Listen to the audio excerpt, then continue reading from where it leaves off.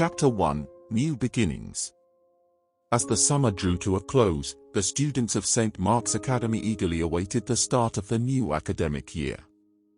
Among them was a new student, Emily, who had recently moved to the area with her family. On the first day of school, Emily felt a mix of nerves and excitement as she walked through the doors of St. Mark's. She was greeted by the headmaster, Mr. Williams, who showed her around the campus and introduced her to some of her classmates. Emily's first class was English literature, and she took a seat near the back of the room. As the teacher, Miss Smith, began the lesson, Emily looked around the room and noticed something strange. Every student was staring intently at the front of the classroom, as if they were watching something that Emily couldn't see. Emily brushed off the odd behavior and focused on the lesson, but the feeling of unease lingered. As the day went on, Emily continued to feel as though something was not quite right at St. Mark's Academy. During lunchtime, Emily struck up a conversation with a fellow student, John. John seemed friendly enough, but Emily noticed that he too had a strange look in his eyes as he spoke to her. When Emily asked him if he noticed anything odd about the other students, John simply smiled and said, "You'll get used to it." As the day went on, Emily became increasingly curious about the strange behavior of her classmates.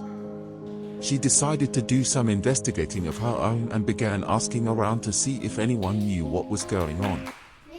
After several dead ends, Emily finally found a student, Alex, who was willing to talk. Alex told Emily that there was a ghost that haunted the school, a ghost that only appeared to certain students. Alex claimed that he had seen the ghost himself, and that it was a terrifying sight. Emily was skeptical, but intrigued. She decided to continue her investigation, and soon discovered that many students at St. Mark's had seen a ghost, or knew someone who had. As the day came to a close, Emily was left with a feeling of unease. What was the truth behind the ghostly sightings at St. Mark's Academy? And why did it seem as though only certain students could see it?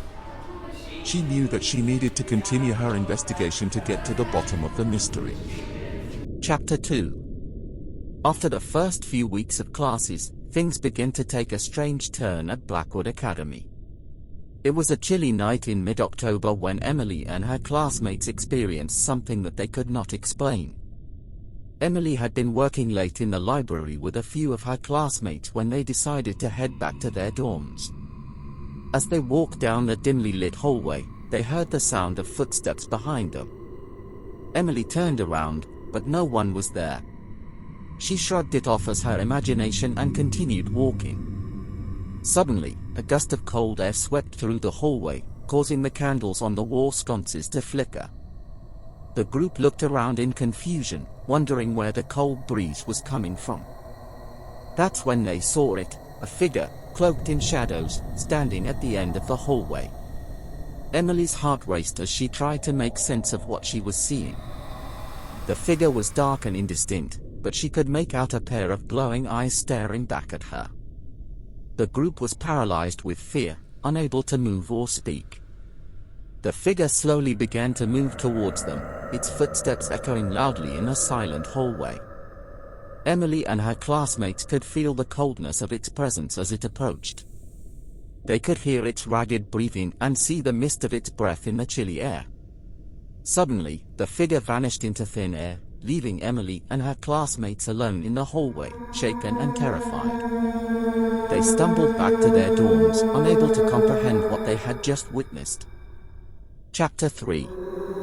As the days went on, the students couldn't shake the feeling that something was not right in their school. After the ghostly encounter in the dormitory, they became obsessed with finding out more about the history of the school and the ghostly presence that seemed to haunt it. The group of friends began to spend every spare moment they had researching and investigating the school's past. They combed through old yearbooks and school records, trying to piece together any clues they could find. They even snuck into the school's archives at night, searching for anything that might help them understand what was happening. One day, they stumbled upon an old newspaper article that caught their attention. It was from the 1920s, and it detailed the mysterious disappearance of a student named Thomas Miller.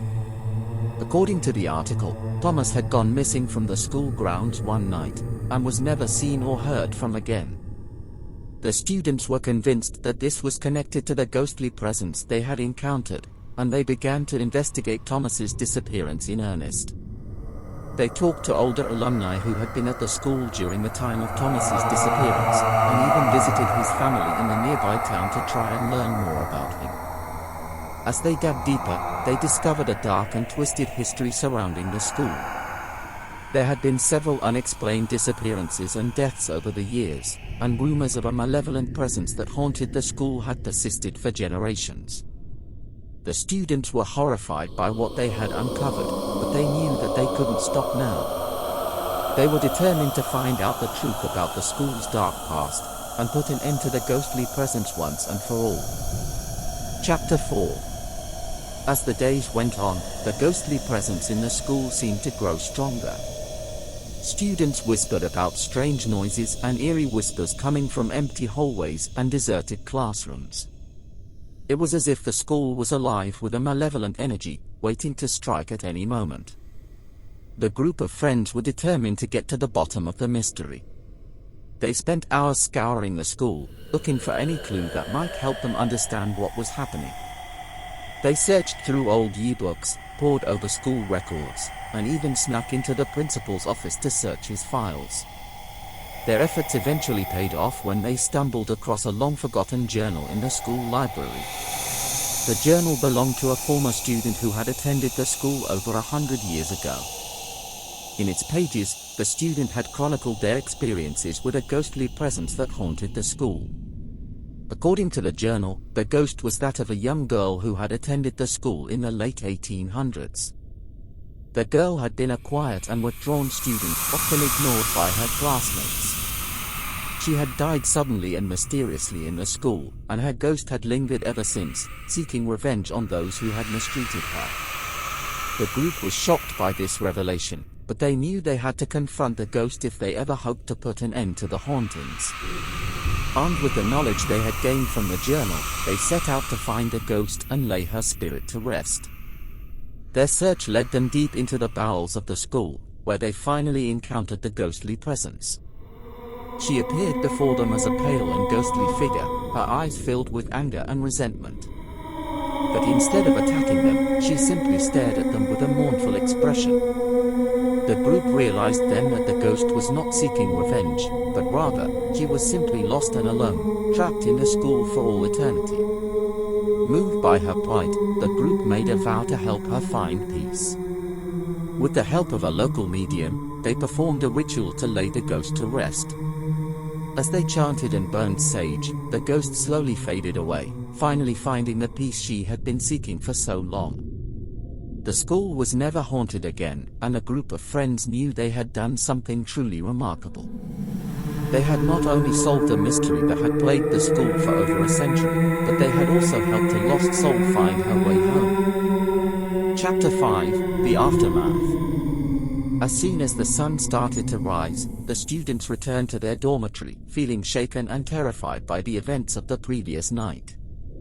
They couldn't believe what they had witnessed. A ghostly figure had appeared before them, and they had seen the evidence of the long-forgotten tragedy that had taken place at the school.